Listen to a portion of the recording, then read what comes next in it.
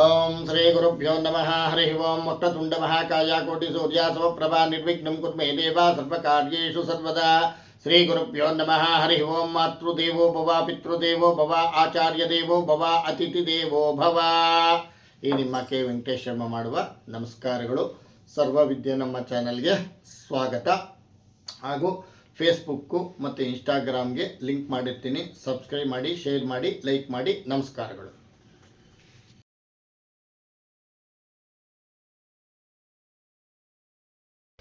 ಮಾಘ ಮಾಸದ ವಿಶೇಷತೆ ಹೇಳ್ತಾ ಇದ್ದೀನಿ. ನಮಗೆ ನಮ್ಮ ಭಕ್ತಾದಿಗಳು ಹೇಳಿದರು ಮಾಘ ಸ್ನಾನದ ಬಗ್ಗೆ ಹೇಳಿ ಗುರುಗಳೇ ಅಂತ. ನೋಡಿ, ಮಾಘ ಸ್ನಾನದಲ್ಲಿ ನಮಗೆ ಹಿಂದೂ ಪಂಚಾಂಗದ ಪ್ರಕಾರ ಮಾಘ ಮಾಸದಲ್ಲಿ ಅತ್ಯಂತ ಪುಣ್ಯಕರವಾದ ಮಾಸವಾಗಿದೆ.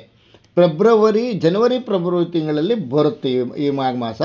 ಈ ಮಾಘ ಮಾಸದಲ್ಲಿ ವಿಶೇಷತೆ ಸ್ನಾನ, ದಾನ, ಜಪ, ಪೂಜೆಗಳೇ ಅಪಾರ ಪುಣ್ಯ ಫಲ ದೊರೆಯುತ್ತೆ. ಮತ್ತು ಶಾಸ್ತ್ರಗಳಲ್ಲಿ ವಿಶೇಷವಾಗಿ ನದಿ ತೀರ್ಥ, ಗಂಗಾ, ಯಮುನಾ, ಸರಸ್ವತಿ, ಕಾವೇರಿ ಇತ್ಯಾದಿ ನದಿಗಳಲ್ಲಿ ಸ್ನಾನ ಮಾಡಿದ್ರೆ ತುಂಬ ಪುಣ್ಯದ ಫಲ ಪ್ರಾಪ್ತವಾಗ್ತಕ್ಕಂಥ ಮಾಘ ಮಾಸದ ಫಲ. ಅದು ಬ್ರಾಹ್ಮಿ ಮುಹೂರ್ತದಲ್ಲಿ ಸ್ನಾನ ಮಾಡಿದ್ರೆ ಮನಸ್ಸಿಗೆ ಏನೋ ಒಂದು ಸಂತೋಷ ಆಗುತ್ತೆ. ಈ ಮಾಘ ಮಾಸದಲ್ಲಿ ವಿಷ್ಣುವಿಗೆ ಮತ್ತು ಶಿವಂಗೆ ವಿಶೇಷವಾಗಿ ಪೂಜೆ ಮಾಡ್ತಕ್ಕಂಥದ್ದು ಮಾಘಗೌರಿ. ಮಾಘ ಮಾಸದ ವ್ರತ ಅಂತ ಬರ್ತಕ್ಕಂಥದ್ದು ಬರುತ್ತೆ. ನಿಮಗೆ ಮಾಘ ಪುರಾಣ ಅಂತ 30 ಅಧ್ಯಾಯಗಳು ಸಹ ಕಥೆ ಬರುತ್ತೆ. ಆಮೇಲೆ ಇವಾಗ ವಿಷ್ಣು ಸಹಸ್ರನಾಮ ಮತ್ತು ಶಿವಪಂಚಾಕ್ಷರಿ ಜಪಕ್ಕೆ ಉತ್ತಮ ಕಾಲ. ಪ್ರಮುಖ ಹಬ್ಬಗಳು ನೋಡಿ, ಮಾಘ ಮಾಸದಲ್ಲಿ ರಥಸಪ್ತಮಿ ಬರುತ್ತೆ, ಭೀಷ್ಮಾಷ್ಟಮಿ ಬರುತ್ತೆ, ಮತ್ತು ಭೀಷ್ಮ ಪಿತಾಮರ ಭೀಷ್ಮಾಷ್ಟಮಿ ಬರುತ್ತೆ, ಮತ್ತು ಮಾಘ ಪೌರ್ಣಮಿ ಬರುತ್ತೆ, ಮತ್ತು ವಿಶೇಷವಾಗಿ ಸಂಕ್ರಾಂತಿ ಕೂಡ ಬಂದು ಹೋಯಿತು ನಮಗೆ. ಈ ದಾನದ ಮಹಿಮೆ ಈ ಮಾಘ ಮಾಸದಲ್ಲಿ ಅನ್ನದಾನ, ತಿಲದಾನ, ವಸ್ತ್ರದಾನ, ಗೋದಾನ, ವಿದ್ಯಾದಾನ ಇವುಗಳಿಗೆ ಮಹಾಪುಣ್ಯ ಬರ್ತಕ್ಕಂಥದ್ದು. ನೋಡಿ, ಮಾಘೇ ದಾನಂ ಮಹಾದಾನಂ ಎಂದು ಶಾಸ್ತ್ರವಾಕ್ಯದಲ್ಲಿ ಹೇಳಿದೆ. ಈ ಮಾಘ ಮಾಸದಲ್ಲಿ ಜಪಕ್ಕೆ ಶ್ರೇಷ್ಠ ಮಂತ್ರಗಳು ಅಂದರೆ ಓಂ ನಮೋ ನಾರಾಯಣಾಯ, ಓಂ ನಮಃ ಶಿವಾಯ, ಓಂ ಆದಿತ್ಯ ಹೃದಯ ಪಾರಾಯಣ ಮಾಡ್ಕೋಬೋದು. ನೋಡಿ, ಮಾಘ ಮಾಸದವು ಸ್ನಾನ, ದಾನ, ಧ್ಯಾನ, ಪೂಜೆಗಳಿಗೆ ಅತ್ಯಂತ ಪವಿತ್ರವಾದ ಕಾಲ. ಮತ್ತು ಆಚರಿಸಿದರೆ ಅರ್ಥಕಾಮ ಮೋಕ್ಷ ಫಲಗಳು ಸಹ ದೊರೆಯುತ್ತದೆ.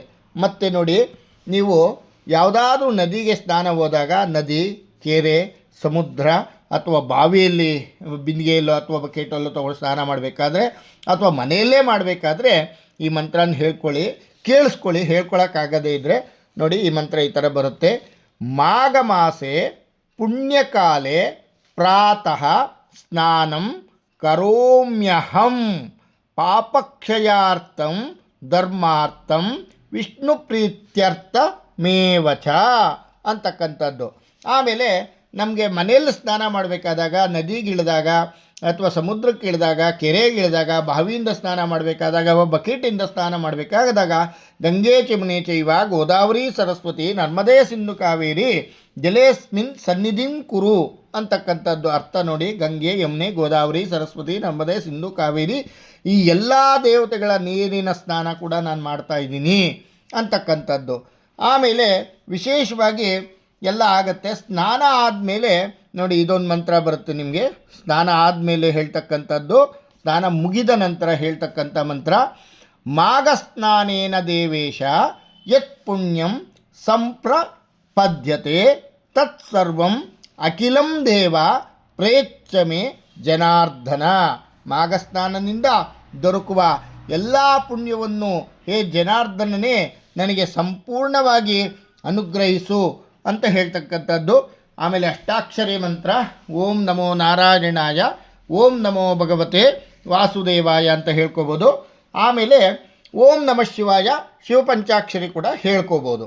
ಆಮೇಲೆ ನೋಡಿ, ಇದರರ್ಥ ಗಂಗಾ ನದಿಗೆ ಶಾಸ್ತ್ರಗಳಲ್ಲಿ ವೇದ, ರಾಜರಲ್ಲಿ ರಾಮ, ಸ್ತ್ರೀಯರಲ್ಲಿ ಲಕ್ಷ್ಮಿ, ವೃಕ್ಷಗಳಲ್ಲಿ ಅಶ್ವತ್ಥ, ತೇಜಸ್ಸಿನಲ್ಲಿ ಸೂರ್ಯ ಇದ್ದಂತೆ ಪ್ರಯಾಗವೂ ಅಲ್ಲದೆಯೇ ಕೃಷ್ಣವೇಣಿ ನದಿ, ಗೋಕರ್ಣ ಕ್ಷೇತ್ರ, ಕಾವೇರಿ, ನರ್ಮದಾ, ಸರಿಯೂ, ತಾಮ್ರಪರ್ಣಿ ನದಿಯೂ ಸಹ ಮೊದಲಾದ ತೀರ್ಥಗಳಲ್ಲಿ ನಾವು ಸ್ನಾನ ಮಾಡತಕ್ಕಂಥ ಫಲಗಳು ದೊರೆಯುತ್ತೆ.